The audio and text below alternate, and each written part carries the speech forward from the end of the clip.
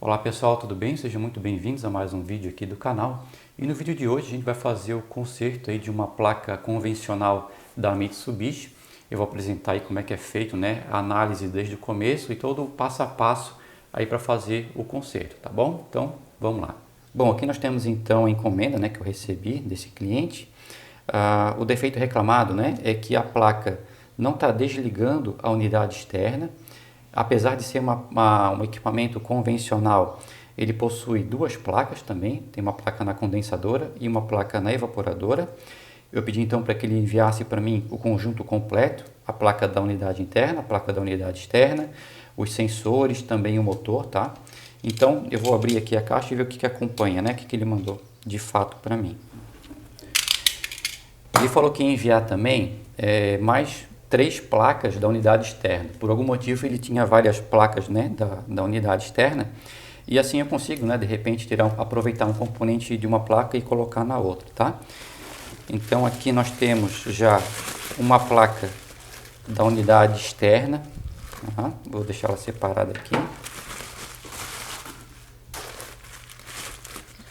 Aqui também mais uma placa.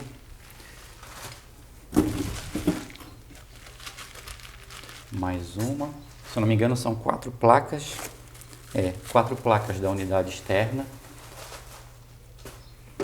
E aqui a placa da evaporadora, o controle remoto e o motor da evaporadora. Bom, nesse primeiro momento nós temos então o motor da evaporadora, temos aqui a placa da unidade interna também, da evaporadora, e aqui a placa da condensadora. Bom, a gente não vai fazer agora a conexão de todas as placas, porque não há necessidade, tá? A princípio, a gente alimentando, né, apenas a parte de fora, nós já podemos identificar aí o defeito acontecendo, tá bom? Então eu vou organizar aqui a bancada apenas com a placa da unidade externa e eu já volto. Voltando aqui, pessoal, temos então a placa da unidade externa. Aqui a gente já pode perceber, né, a divisão na placa. Nessa parte aqui nós temos a parte de controle, né, que é a parte lógica de funcionamento aí da placa, e aqui nessa região nós temos a fonte de alimentação, né? Na verdade essa parte toda aqui, ó, o chopper, os capacitores de filtro, né? Aqui nós temos o transistor MOSFET, aqui já é o regulador 7805, aqui a bobina de filtro, né? Então veja que a energia elétrica, a corrente alternada, ela chega aqui na placa e segue esse sentido aqui, tá? Então ela é transformada aqui, né, de corrente alternada para corrente contínua, é filtrada, a tensão de 12 volts, né? Nós temos até aqui uma dica aqui no canto, ó, 12 volts.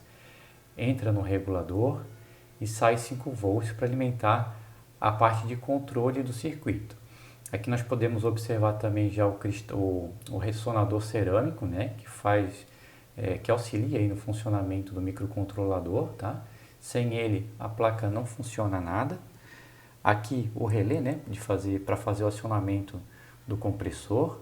Esse relé é que está sendo ativado, né, assim que a evaporadora é energizada, tá bom? Nós vamos olhar aqui pela parte de baixo a placa agora. Nós temos aqui então, né, o microcontrolador que faz a comunicação com a placa da evaporadora, alguns transistores aqui, né, aqui também.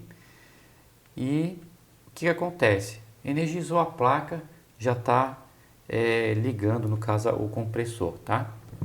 Bom, então o que pode fazer, né, com que aconteça esse tipo de defeito? Num funcionamento normal, o que acontece? Num pino aqui do microcontrolador, ele vai sair uma tensão de 5 volts, né, em alguma trilha aqui, passa por esse resistor aqui, tá bom? E chega na base desse transistor. Assim que ele chega na base do transistor, ele permite a condução de corrente elétrica, tá, entre emissor e coletor, fazendo com que haja uma diferença de potencial aqui no relé do compressor, tá? Então, provavelmente pode ser, né, algum curto aqui nesse transistor, ou até mesmo, né, algum problema na porta do microcontrolador, o que é mais difícil, mas pode acontecer também. Então, o que eu suspeito que esteja acontecendo aqui nessa placa, tá? A informação que eu tenho do cliente é que essa placa aqui é um aparelho já de 2003, ou seja, a gente já está em 2022 praticamente. Então o aparelho tem mais de 10 anos, né, de utilização, mais do que isso. Isso indica para mim que os capacitores eletrolíticos dessa placa, eles já devem estar secos, assim, deve estar ruim já o eletrólito, entendeu? Então o que eu vou fazer? Eu não vou nem perder o tempo medindo esses capacitores, tá? Esses dois aqui eu já fiz a substituição, vou substituir também esse daqui e o capacitor de filtro principal, tá? Bom, então como é que a gente faz, né, para ligar essa placa, para fazer o teste, para saber se ela está realmente dando esse defeito? O primeiro passo, pessoal, é a gente saber onde é que chega a tensão alternada, corrente, né? Alternada que vem da rede elétrica. Então aqui, analisando a placa, a gente já sabe, né, que aqui na parte de baixo é a fonte de alimentação e aqui é onde chega, né, a energia elétrica, a tensão de 220 volts.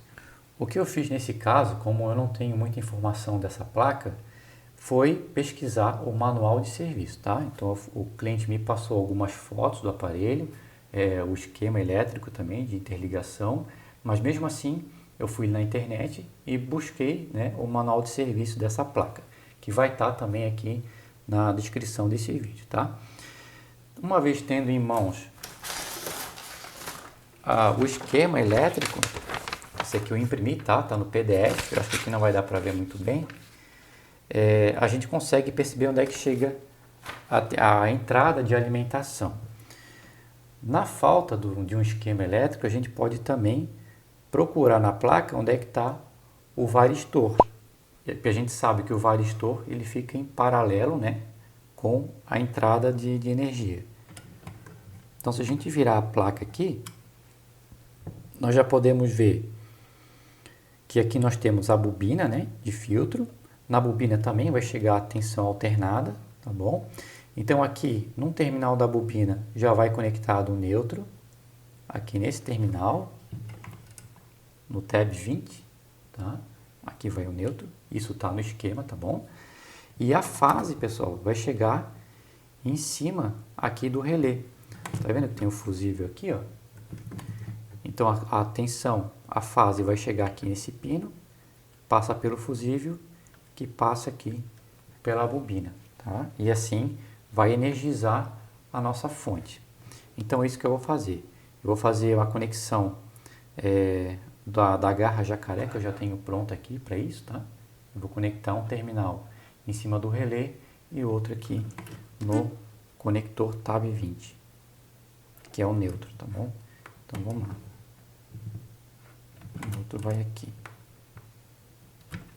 nesse pino assim, tá certo? Estou conectando nesse pino. Esse pino aqui faz contato com esse terminal aqui, tá?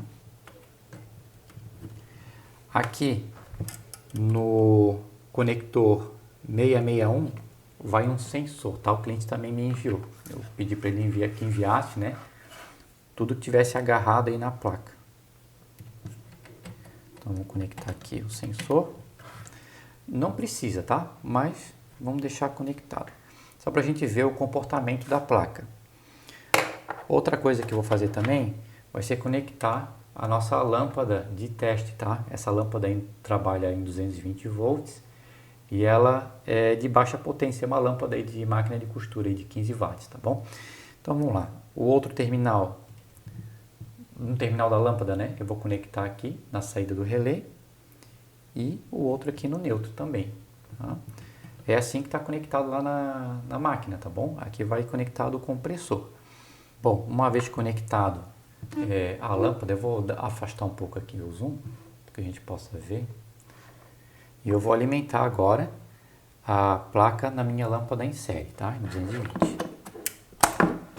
Ó, o relé já atracou e a lâmpada acendeu, tá vendo? Ó, indicando aí que realmente o relé está atracando só no fato de energizar a placa, tá? Então eu vou desligar.